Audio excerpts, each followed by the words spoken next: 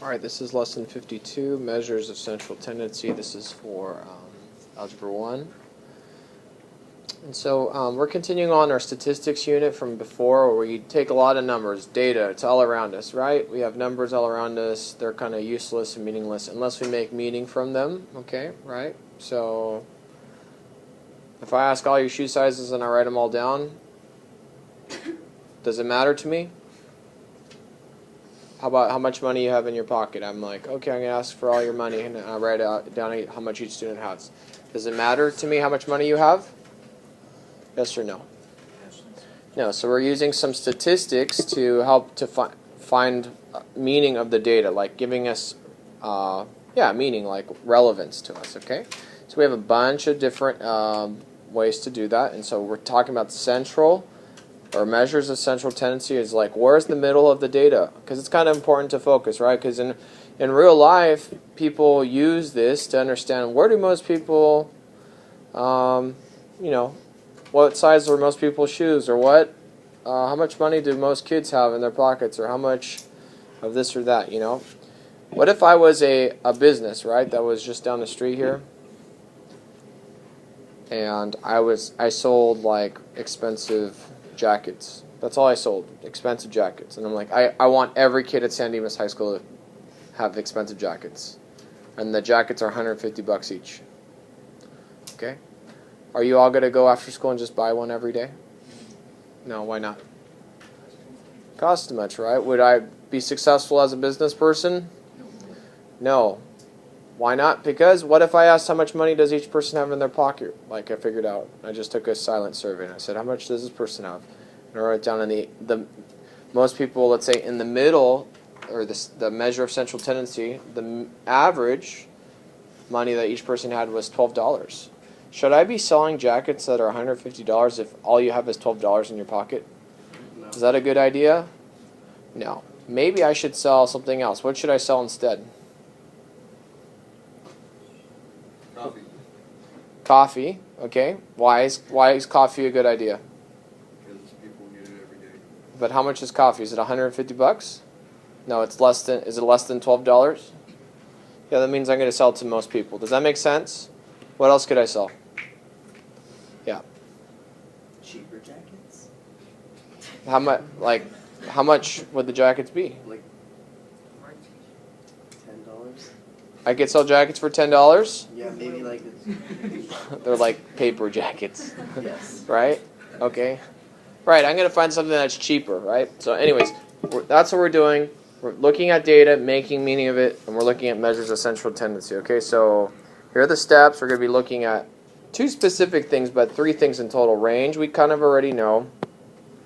Median, we kind of already know. And mean, we kind of already know. But we're going to apply it and using it as we're going to use it as a form of the measure of central tendency. Okay, so here we go. Identifying the range, median, and mode of the following shoe sizes. Okay, so first thing I want to do is look at all these numbers. Let's say I asked all of you, what size are your shoes? And I went around and asked each student what size their shoes are. This is what you said. So who has size 13 shoes in here? Annalise has size 13 shoes. Okay. Yeah, she's saying, yep, it's true. Okay, so the first thing I want to do is figure out the range. So the way I figure out the range is I go from smallest to biggest. So what's the smallest number up there? 5. Next one?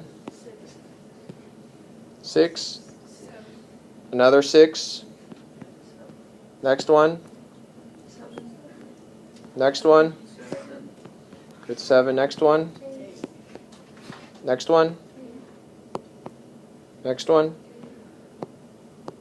Next one?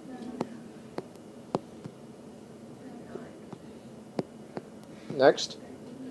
13. Okay, good. So how many total people did I ask here? Just to be sure. 12? Okay. Okay, so my range is going to be the smallest number to the greatest number. So the range of my shoes is from 5 to 13. 5 is the smallest or the minimum, and 13 is the largest. So I'll use even domain notation. Remember this notation? That's my range, okay? All right. All right, the next thing I want to do is find the median. It's the person standing in the middle. So let's say I lined up all the people standing from smallest to greatest shoes. Who's standing in the middle? Well, we said there are 1, 2, 3, 4, 5, 6, 7, 8, 9, 10, 11. How many total people did I ask? 11. 11 people, right? So who's standing right in the middle? 8. Number 8, right? No, not quite. This is a person's on the outside, this person's on the outside. What's half of 11?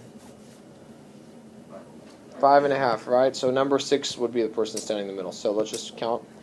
Say 1, 2, 3, 4, 5, 6. So 8 is the person in the middle, right? Oh, is that what you meant? 8? Yeah. Oh, okay. So the median is the person standing in the middle. It is 8. Okay. What is the average now? How do we figure out the average?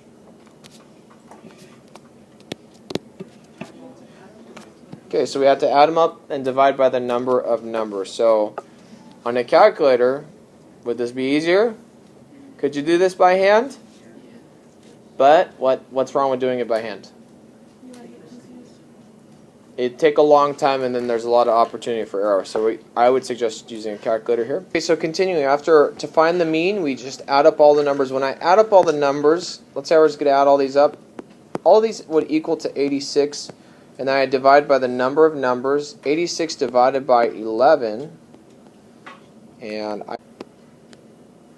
7.818. Okay. So that means the average shoe size is 7.818.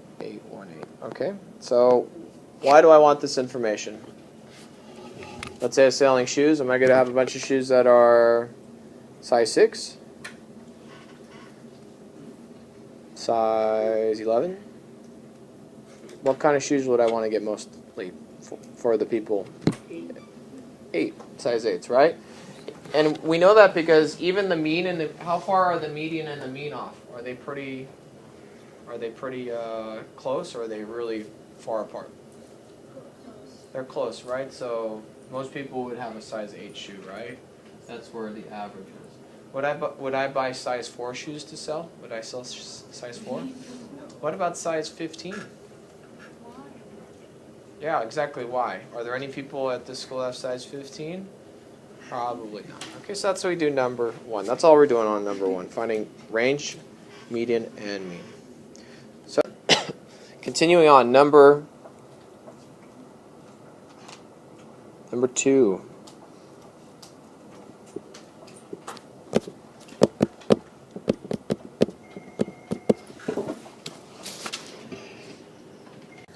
Okay, continuing here, number 2. Identifying the range, median, and mode of the data of the following IQ results. Let's say we took an IQ test, and we had like 5 different people. Okay, I had 5 adults. This is none of you, so. Alright. So, what is the mean, median, or range, median, and mode of the data? Mode? Why is there mode there? I should say something else. Range, median, and mean. Sorry, not mode. Mean. Okay. So what's the range, median, and mean of the data? So first thing we want to do, what do you think we should do first? Put them order. Okay, what's the smallest? Next. 100. Next one. 106. Good. Next one. 114. Next one. 125. Okay, good. This one isn't too big. So I put them all in order, okay? So how many total people did I have or ask for their IQ test results? 5 people, okay. So what's my range then? 96 to 125. Good, 96 to 125, right? We know that the minimum score is 96, the largest score is 125. I'll use domain notation or set notation, showing that includes those scores, okay? Now, what is our median? Who's standing in the middle? Out of the 5 people, and we line them up in order, who would be standing in the middle? 106, okay? So our median is 106, right? And we got that from taking all the numbers and finding who's in the middle, okay? And now our mean. Who's the mean? Or how do we get the mean? Good. So we're going to add them all up and divide by 5. Okay. So you want to do this on your paper or a calculator? Okay. So let's get the calculator out. Let's work on that. So our mean is 108.2. We just added all the numbers and divided by 5 because that's how many total numbers there are. Now I got a question. Let's compare the median and the mean. Are they very different or are they the same? What do you think? Are they different? Are the median and the mean the same? They're not the same, but they're close. They're close, right? Okay. So they are pretty close if we think about it, because the lowest score you could get on an IQ test, let's say you missed all of them. Let's say that, I don't know what this lowest is, but let's say the lowest is 0, and let's say the highest is 160. This is pretty good.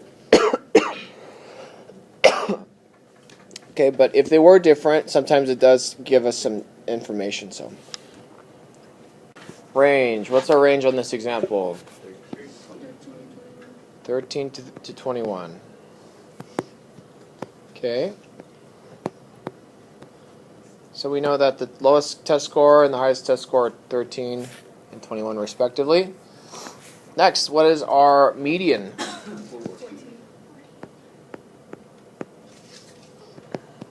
14. And our range? Oh, not range, I'm sorry, the mean. Mean is, I'm sorry, again? 15.25, is that correct? I think it's, let me just double check here. So it's actually, the mean is 15, not 15.1 or 15.25. So if you made a mistake, please be careful. Even though you're using a calculator, you still got to be accurate and precise when you put it in there. It's very important you maintain precision. Okay? So, again, this data is random and we're organizing it from smallest to greatest. And we're going to be looking at a lot of things. Okay, but that concludes this lesson for today. So, please turn to your neighbor, discuss these questions, and I'll come back and call on you.